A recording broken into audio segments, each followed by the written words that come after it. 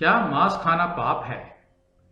ये संदेश उन लोगों के लिए है जो तर्क और सबूतों के आधार पर सत्य को जानना चाहते हैं। अगर आप इस संदेश का लिंक किसी हिंदू भाई या बहन को भेजना चाहते हैं, तो उनसे यह विनती भी जरूर करें कि इस संदेश को आखिर तक पूरा देखें, ताकि पूरा सच जान सकें, बीच में ही ना छोड़ दें। तो आज का शीर्षक है, क्या मांस खाना पाप है?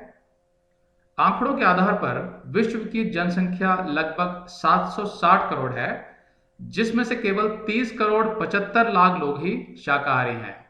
अर्थात 22% से भी कम लोग शाकाहारी हैं इस दुनिया में।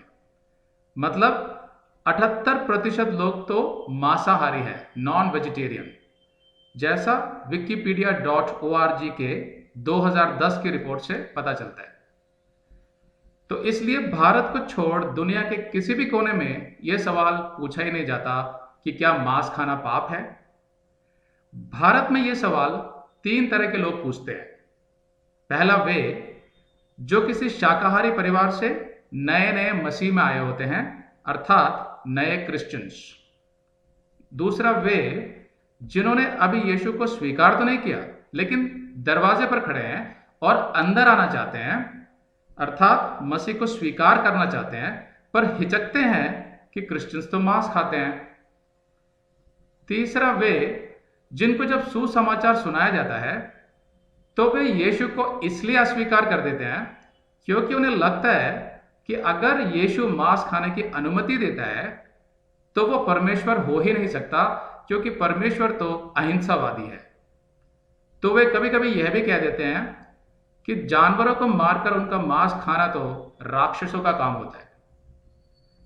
तो इस संदेश में मैं इन तीनों वर्गों के लोगों को जवाब देने की कोशिश करूंगा। तो सबसे पहले तो मैं यह स्पष्ट कर देना चाहता हूं कि बाइबल में ऐसा कोई नियम नहीं है जिसमें आपको मांस खाने को कहा गया हो, और ना ही क्रिश्चियनिटी किसी को मांस खाने पर मजबूर करती है, जैसा कि कुछ लोग सोचते हैं। बल्कि क्रिश्चियनिटी यानी मसीहत तो आपको यह स्वतंत्रता देती है कि आप चाहे तो मांस खाइए, नहीं तो आप शाकाहारी ही रहिए। ऐसे बहुत से क्रिश्चियंस हैं जो शुद्ध शाकाहारी हैं अपनी इच्छा से। तो अब मैं पहले वर्ग को उत्तर देता हूं, और पहला वर्ग है नए क्रिश्चियंस का, यानी जो अभी अभी नए नए मसीह में आए होते हैं, अर्थात उनका उद्धार हो चुका होता है और बाइबल पर उनका विश्वास धीरे धीरे जमने लग चुका होता है। ये लोग वे होते हैं जो किसी शाकाहारी यानी वेजिटेरियन परिवार से आए होते हैं। बचपन से लेकर इन्होंने अपने समाज से, सगे संबंधियों से और परिवार से यही सुना होता है कि किसी जीव की हत्या करके उसको खाना अच्छी बात नहीं होती। तो जाहिर है उस बच्चे की मानसिकता भी वैसे ही हो जाती है और उसे यह सच लगने लगता है। इसलिए जब भी वो किसी को मांस खाते हुए देखता है तो उसे बुरा लगता है, कभी कभी उसे यह पाप भी लगता है। लेकिन क्योंकि वे अब बाइबल में बढ़ रहे होते हैं, तो यह आवश्यक है कि वे बाइबल की नजर से सच को जानने की कोशिश करें, ना कि अपनी भावनाओं के आधार पर। बाइबल जो परमेश्वर का वचन है वो क्या सिखाती है? जब परमेश्वर ने पहले मनुष्य आदम, जिससे शब्द निकला आदमी, और उसकी पत्नी हव्वा को अदन की वाटिका में रखा, तो परमेश्वर ने उनके भोजन का पूरा इंतजाम किया था। कैसे? उत्पत्ति 1:29 में फिर परमेश्वर ने उनसे कहा, सुनो, जितने बीज वाले छोटे छोटे पेड़ अर्थात पौधे, सब्जियां, साग पात इत्यादि सारी पृथ्वी के ऊपर हैं, और जितने वृक्षों में बीज वाले फल होते हैं वे सब मैंने तुमको दिए हैं, वे तुम्हारे भोजन के लिए हैं। मतलब ये कि आरंभ में परमेश्वर ने मनुष्य के लिए शाकाहारी भोजन ही रखा था। सारे जानवर भी शाकाहारी थे, कोई मांस नहीं खाता था, शेर भी नहीं, जैसा उत्पत्ति का 1:30 कहता है। और जितने पृथ्वी के पशु और आकाश के पक्षी और पृथ्वी पर रेंगने वाले जंतु हैं, जिनमें जीवन के प्राण हैं, उन सब के खाने के लिए मैंने सब हरे हरे छोटे पेड़ दिए हैं, और वैसा ही हो गया। तो कोई भी मांस नहीं खाता था। तब आदम ने कोई पाप नहीं किया था, इसलिए कोई मृत्यु भी नहीं थी जगत में। लेकिन जब आदम ने पहला पाप किया, तब मृत्यु प्रवेश कर गई इस संसार में और सब कुछ बदल गया। परमेश्वर ने आदम और हवा को अदन की वाटिका से बाहर निकाल दिया और कहा कि अब तुम्हें अपने माथे का पसीना बहाकर रोटी खानी पड़ेगी। आगे जाकर संसार में पाप बढ़ता गया और एक समय आया जब परमेश्वर ने सारी पृथ्वी को जल प्रलय से नष्ट कर दिया। बाढ़ सारी पृथ्वी पर नूह और उसके परिवार को छोड़कर सिर्फ नूह और उसके जो 3 बच्चे और उनकी पत्नियां, सिर्फ वही बचे रहे जिनसे पीढ़ियां आगे बढ़ी। तो जब जल प्रलय आया था, पूरी पृथ्वी पर पानी भर गया था, उससे सारे पेड़ पौधे नष्ट हो गए थे। परमेश्वर को मालूम था कि नूह और उसकी आगे की पीढ़ियों को भोजन की समस्या होगी, इसलिए उसने कहा, उत्पत्ति 9:3-4 में, सब चलने वाले जंतु तुम्हारा आहार होंगे। जैसा तुमको हरे हरे छोटे पेड़ दिए थे, वैसा ही अब सब कुछ देता हूं, पर मांस को प्राण समेत अर्थात लहू समेत तुम ना खाना। बस यही एक शर्त रखी थी परमेश्वर ने कि लहू के साथ मांस नहीं खाना, लहू नहीं पीना है आपको। तो यहां परमेश्वर ने कहा कि अब तुम्हारा आहार मांस भी होगा। अब जिस परमेश्वर ने पृथ्वी और आकाश बनाया, उसी ने स्वयं इस बात की अनुमति दी कि तुम मांस भी खा सकते हो। जैसे तुमको हरे हरे छोटे पेड़ दिए थे, वैसे ही अब सब कुछ देता हूं। मतलब अब साग पात और मांस दोनों तुम्हारा भोजन होंगे, जैसा बाइबल सिखाती है। अब अगर विश्व में 78% लोग मांसाहारी हैं, तो कहीं ना कहीं परमेश्वर को अपने भविष्य ज्ञान के आधार पर यह मालूम था कि मनुष्य के अंदर आदम से जो पाप आ गया था, उसकी वजह से पृथ्वी की जो हालत हो जाएगी, उसमें केवल शाकाहारी भोजन से सबका पेट नहीं भरेगा। इससे यह भी समझ में आता है कि जल प्रलय के बाद विश्व की सारी पीढ़ियां, क्योंकि नूह से ही निकली थी, इसीलिए सभी पीढ़ियों को मांस खाने के विषय में नूह से ही पता चला था। तभी तो विश्व के 78% लोग मांसाहारी हैं, नॉन वेजिटेरियन, सब नूह से निकले थे। इस बात का सबूत भी है। साथ ही साथ हमें यह भी समझ आता है कि अगर मांस खाना परमेश्वर की इच्छा में नहीं होता, तो ना तो मनुष्य की जीभ को मांस की कोई रुचि होती, यानी टेस्ट होता, और ना ही मांस मनुष्य के शरीर को कोई पोषक तत्व दे पाते। लेकिन हम जानते हैं कि साग पात और सब्जियों के जैसे ही मांस में भी पोषक तत्व होते हैं, जैसे प्रोटीन, कार्बोहाइड्रेट्स, फैट्स, कैल्शियम इत्यादि। और इसलिए परमेश्वर ने कहा था, जैसे तुमको हरे हरे छोटे पेड़ दिए थे, वैसे ही अब सब कुछ देता हूं। मतलब दोनों मिलकर तुम्हारा भोजन होंगे। इसलिए आगे जाकर जब परमेश्वर ने इजराइल को चुना, तो इजराइल के मांस खाने से परमेश्वर को कोई आपत्ति नहीं थी। इजराइल का पूरा घराना, जो परमेश्वर के चुने हुए लोग थे, मांस खाता था। बाद में नए नियम में जब यीशु आया, तो उसने भी अपने शिष्यों के साथ मेमने का मांस खाया, फसह का पर्व मनाने के लिए, जैसा लूका 22 में लिखा है। और पुनरुत्थान के बाद यीशु जब अपने शिष्यों के बीच प्रकट हुआ, तो उसने मांगकर मछली खाई। लूका 24:41-43। यीशु ने उनसे पूछा, क्या यहां तुम्हारे पास कुछ भोजन है? पुनरुत्थान के बाद आकर जब उनसे मिला। 42, उन्होंने उससे भुनी मछली का टुकड़ा दिया, उसने लेकर उनके सामने खाया। तो यीशु ने स्वयं मछली खाई।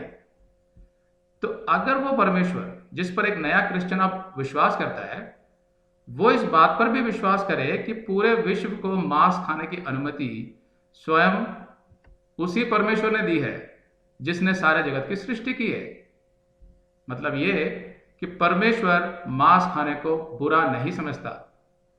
हां, अगर आप अपने विचारों और भावनाओं को परमेश्वर के वचन बाइबल से ऊपर रखना चाहते हैं, तो वो आपकी इच्छा है। साथ ही साथ बाइबल आप पर कोई दबाव नहीं डालती मांस खाने के लिए। आप चाहें तो जीवन भर एक शाकाहारी क्रिश्चियन रह सकते हैं। अब यीशु ने क्या समझाया, मरकुस 7:15-23 में। 15 में वो कहता है, ऐसी तो कोई वस्तु नहीं जो मनुष्य में बाहर से समाकर अशुद्ध करे, परंतु जो वस्तुएं मनुष्य के भीतर से निकलती हैं वे ही उसे अशुद्ध करती हैं। मतलब कोई भी चीज खाकर बाहर से आप अशुद्ध नहीं होते हैं, बल्कि जो आपके मन में अंदर है उससे आप अशुद्ध होते हैं। 21 में कहता है, क्योंकि भीतर से अर्थात मनुष्य के मन से बुरी बुरी चिंता, व्यभिचार, चोरी, हत्या, परस्त्रीगमन, लोभ, दुष्टता, छल, लुचपन, कुदृष्टि, निंदा, अभिमान और मूर्खता निकलती है। ये सब बुरी बातें भीतर ही से निकलती हैं और मनुष्य को अशुद्ध करती है। मतलब ये सब पाप है। बहुत बड़ा सिद्धांत है ये पाप का, कि पाप क्या है। तो इन आयतों से ये स्पष्ट हो जाता है कि पाप क्या है, लेकिन साथ में ये भी पता चलता है कि मांस खाना पाप नहीं है बाइबल के आधार पर। लेकिन आप साथ में ये भी ध्यान रखें कि एक अच्छा क्रिश्चियन वही होता है जो उस मनुष्य के सामने मांस ना खाए जिसको मांस खाना बुरा लगता, जैसा पहले कुरिन्थियों के 8वें अध्याय में पौलुस ने समझाया था। अब मैं जवाब देता हूं उस दूसरे वर्ग को जो क्रिश्चियनिटी यानी मसीहत के दरवाजे पर तो खड़े हैं पर अंदर नहीं आ रहे हैं, क्योंकि हिचकते हैं कि क्रिश्चियंस तो मांस खाते हैं। तो हो सकता है कि उनका परमेश्वर यानी यीशु मसीह सच्चा परमेश्वर ही ना हो। तो उनसे तो मुझे इतना ही कहना है कि क्या आप इस आधार पर क्रिश्चियनिटी को स्वीकार करना चाहते हैं कि यह मांस खाने वाला धर्म है या नहीं, या आप यीशु मसीह के बलिदान से मिलने वाले पापों की क्षमा के आधार पर मसीहत को स्वीकार करना चाहते हैं, जिसको हम सुसमाचार यानी गॉस्पल कहते हैं। क्या आप सच में विश्वास करते हैं कि यीशु मसीह के अलावा मनुष्य के उद्धार का और स्वर्ग जाने का दूसरा कोई रास्ता नहीं है? क्या आप मानते हैं इस बात को? अगर आप सच में यीशु के सुसमाचार पर विश्वास करके अपना जीवन उसे दे देंगे, तो परमेश्वर अपने वचन बाइबल के द्वारा आपको मांस खाने के विषय में सच्चाई भी समझा देगा, क्योंकि वो आपको पवित्र आत्मा देगा जो आपको सब कुछ सिखाएगा। जैसा कि मैंने इस संदेश में भी समझाया कि परमेश्वर मांस खाने के विषय में क्या कहता है। आप यीशु के सुसमाचार को ध्यान से सुनिए और सोचिए, क्या आपके पापों की क्षमा का कोई दूसरा रास्ता है? मांस खाने का विषय पाप, उद्धार और अनंत काल के जीवन के विषय से ज्यादा महत्वपूर्ण नहीं हो सकता। अब बारी है उस तीसरे वर्ग की जो ये सोचता है कि जानवरों को मारकर खाना तो ठीक नहीं है, क्योंकि ऐसा तो राक्षस करते हैं। इसी सोच की वजह से वे यीशु और उसके सुसमाचार को अस्वीकार कर देते हैं। आमतौर पर क्रिश्चियनिटी में मांस खाने के विषय को लेकर हिंदू भाई ही सवाल उठाते हैं। एक बार मैं एक हिंदू भाई को सुसमाचार सुना रहा था, तो उन्होंने कहा कि भाई बाकी सब तो ठीक है, लेकिन क्रिश्चियंस जो ये मांस खाते हैं वो मुझे पसंद नहीं है। तो मैंने उनसे पूछा कि आपको मांस खाने से आपत्ति है या जीव हत्या से? तो उन्होंने थोड़ी देर सोचकर बोला, जीव हत्या से। हमारे धर्म में किसी जीव को मारना पाप समझा जाता है। तो मैंने कहा, लेकिन भाई साहब जीव हत्या तो आप भी करते हैं। तो वो थोड़ा चौंके और कहने लगे, क्या बात करते हो, मैं तो मांस नहीं खाता। मैंने कहा, मांस तो भले ही आप नहीं खाते, पर जीव हत्या तो आप भी करते हैं। तो वो बोले, भाई वो कैसे? मैंने कहा, आप जरा अपना पर्स दिखाइए। तो उन्होंने दिखाया। मैंने कहा, ये पर्स तो चमड़े का ही है, और साथ में जो बेल्ट आपने पहनी है ये भी चमड़े की है, आपके जूते भी चमड़े के हैं, और जो जैकेट मैं देखता हूं जो आप रोज पहनते हैं वो भी तो चमड़े की है। बहुत सी हिंदू स्त्रियां भी चमड़े के ही पर्स, सैंडल, कोट इत्यादि इस्तेमाल करती हैं। तो क्या अब आप इस बात से इनकार कर सकते हैं कि आप जीव हत्या नहीं करते? तो वो फिर सोच में पड़ गए और फिर बोले कि अरे भाई मैं खुद तो जानवर नहीं मारता ना। मैंने कहा, ये लो, तो जो क्रिश्चियंस मांस खाते हैं क्या वो खुद जानवर मारते हैं? वो भी तो बाजार से खरीद कर लाते हैं। और बात यहां खुद मारने की नहीं है, बल्कि जीव हत्या की है। तो यहां तो आप भी हिस्सेदार हुए जीव हत्या में। क्या आपको मालूम है, बहुत सी दवाइयों में जानवरों के तत्व मिलाए जाते हैं, जैसे जेलेटिन। उनसे बनते हैं tablets, injections, capsules, creams, mixtures, vaccines यानी वैक्सीनेशन इत्यादि। और इतना ही नहीं, ये जितनी दवाइयां और इंजेक्शंस आप लेते हैं उनको जानवरों पर ही टेस्ट किया जाता है। मेडिकल रिसर्च की वजह से बहुत से जानवर मारे जाते हैं, लेकिन दूसरा कोई तरीका नहीं है दवाइयां और इंजेक्शंस, वैक्सीनेशन सब बनाने का। जितनी भी स्टूडेंट्स डॉक्टरी की पढ़ाई कर रहे होते हैं वे सब मेंढक और चूहे काटकर ही चिकित्सा विद्या सीखते हैं। उनमें से ज्यादातर तो हिंदू होते हैं हमारे देश में जो डॉक्टर बनते हैं। मेडिकल रिसर्च में बहुत से जानवरों को मारना पड़ता है, लेकिन उन्हीं प्रयोगों से यानी एक्सपेरिमेंट से मानव जाति का जीवन बचाया जाता है। ऑपरेशंस किए जाते हैं, सर्जरीज की जाती है। फिर मैंने उनसे पूछा, क्या आप दवाइयां और इंजेक्शंस लेते हैं कभी कभी? तो उन्होंने कहा, हाँ मैं लेता हूं। मैंने कहा, तब तो फिर आप भी जीव हत्या में हिस्सेदार हैं। अब वो कुछ सोच में पड़ गए। फिर बोले, भाई ये तो अपना अपना विश्वास है। मैंने कहा, अगर अपना अपना विश्वास है तो क्रिश्चियंस को बुरा क्यों माना जाता है कि वो मांस खाते हैं? क्यों कुछ लोग क्रिश्चियंस को कहते हैं कि जानवरों को मारकर खाना तो राक्षसों का काम होता है? मैंने उनसे कहा, देखिए आपकी बात सही है कि सबका अपना अपना विश्वास होता है। आपके शास्त्रों में राक्षस जैसे जीव होते होंगे, लेकिन हमारी बाइबल में ऐसा कोई जीव नहीं होता राक्षस बोल के। हो सकता है आपके शास्त्रों में मांस खाना पाप हो, लेकिन बाइबल तो ऐसा नहीं सिखाती। क्या आप जानते हैं कि बाइबल जीव हत्या और मांस खाने के विषय में क्या सिखाती है? तो उन्होंने कहा, हाँ बताइए। तो मैंने उन्हें वही समझाया जो अभी मैंने इस संदेश में पहले बताया कि आदम के समय में शाकाहारी जीवन था, पर जल प्रलय के बाद नूह के समय से परमेश्वर ने मांस खाने की अनुमति दी मनुष्य को। क्योंकि जल प्रलय यानी बाढ़, उससे सारे पेड़ पौधे नष्ट हो गए थे। साथ में परमेश्वर को मालूम था कि आगे जाकर मनुष्य के पाप और स्वार्थ की वजह से वो जंगलों को साफ करता जाएगा, खेत खलिहानों को बिल्डिंग्स में बदल देगा, और विश्व की जनसंख्या के भोजन की पूर्ति केवल साग पात और सब्जियों से नहीं हो पाएगी, उन्हें मांस की भी जरूरत पड़ेगी। अगर आज विश्व भर में मुर्गी पालन, मछली पालन और पशुपालन ये सभी उद्योग बंद कर दिए जाएं, तो सारे विश्व में भोजन की कमी हो जाएगी। तो उन्होंने फिर वही बात दोहरा दी, देखिए हिंदू धर्म जीव हत्या पर विश्वास नहीं करता।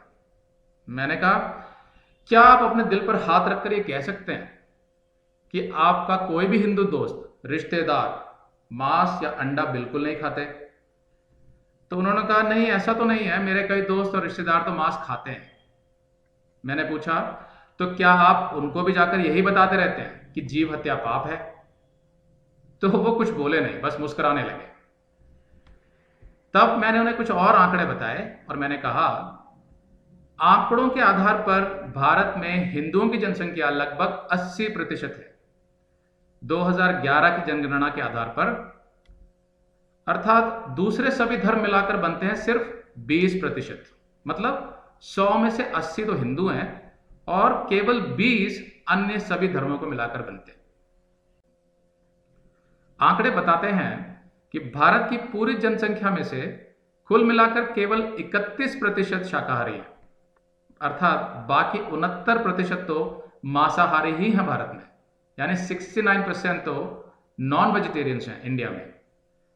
मतलब अगर मैं उस 69% में से 20% अन्य धर्मों को घटा लूं तो बाकी बचते हैं 49% जो वो हिंदू हैं जो मांसाहारी हैं। इसका मतलब हुआ कि भारत की कुल जनसंख्या अगर 100 है तो उसमें से 69 मांस खाते हैं और उस 69 में से 49 तो हिंदू ही हैं, बाकी बचे केवल 20 शेष सभी धर्मों को मिलाकर बनते हैं। फिर इस बात में क्या न्याय है कि जब कोई किसी क्रिश्चियन या मुस्लिम को यह कहता है कि भाई तुम्हारा धर्म तो ठीक नहीं है क्योंकि इसमें तो मांस खाने की इजाजत है। आंकड़ों के आधार पर तो ज्यादातर मांस हिंदू ही खा रहे हैं इस देश में। अब हो सकता है कि यह सुनकर कोई शुद्ध शाकाहारी हिंदू बोले कि जो हिंदू मांस खाता है वो सही अर्थों में हिंदू नहीं होता, क्योंकि हिंदू धर्म तो अहिंसा सिखाता है, किसी जानवर की हत्या में तो वो विश्वास ही नहीं करता। मैंने कहा लेकिन भाई साहब, अभी तो मैंने आपको बताया कि चमड़े की वस्तुओं में और दवाइयों में, इन सब में भी तो जीव हत्या होती है। क्या अब आप सब कुछ इस्तेमाल करना छोड़ देंगे, दवाइयां और इंजेक्शन लेना बंद कर देंगे? उन्होंने कहा नहीं भाई, फिर तो जीना ही मुश्किल हो जाएगा। मैंने कहा क्या आपको मालूम है कि विज्ञान के आधार पर हर मनुष्य रोज जीव हत्या करता है और मांस खाता है? तो वो थोड़ा चौंके और बोले भाई वो कैसे? मैंने समझाया माइक्रोब्स अर्थात सूक्ष्म जीवाणु, बैक्टीरिया, जिनको आप आंखों से देख नहीं सकते पर वो हजारों की संख्या में रोज आपके मुंह में जाते हैं, हवा, पानी और भोजन के जरिए। फिर मैंने पूछा क्या आपने कभी मच्छर मारे हैं? तो उन्होंने कहा बहुत मारे हैं। मैंने पूछा आप कॉकरोच, चूहे, मकड़ी, दीमक या खेतों में फसल पर लगे कीड़े, इन सबको नहीं मारते क्या? उन्होंने मुस्कुराकर कहा भाई अब इनको नहीं मारेंगे तो फिर हमारा काम कैसे चलेगा? फिर मैंने उनसे कहा कि मनुष्य जीव हत्या के बिना गुजारा कर ही नहीं सकता, चाहे सुनने में ये बुरा लगता हो।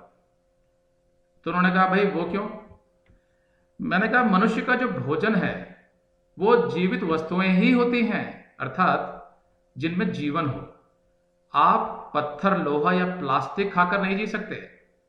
अगर आप गेहूं या चावल भी खाते हैं तो उसमें भी जीवन होता है जब तक वो दाने पौधे में होते हैं। तोड़ने के बाद उसमें जीवन समाप्त हो जाता है।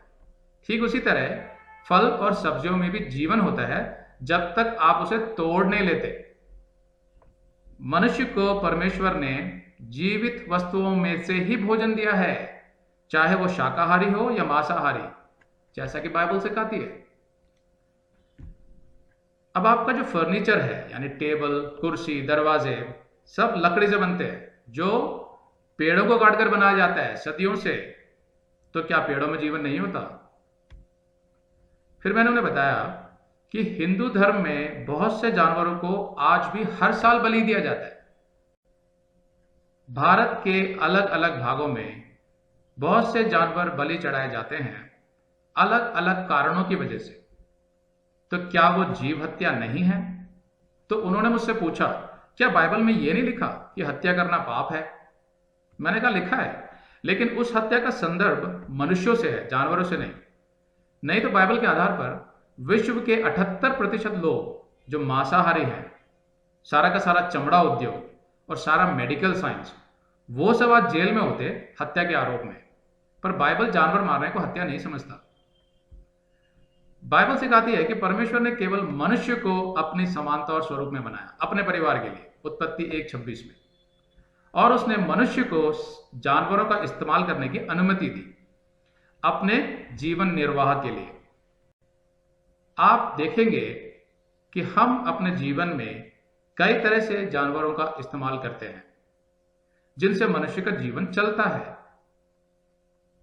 फिर मैंने कहा मैं ऐसे कुछ हिंदुओं को जानता हूं जो मांस खाने को बुरा तो बताते हैं हिंदू धर्म के आधार पर, फिर भी छुपकर ढाबों में या होटल में जाकर मांस खाते हैं ताकि किसी को पता ना चले, घर वालों को भी नहीं।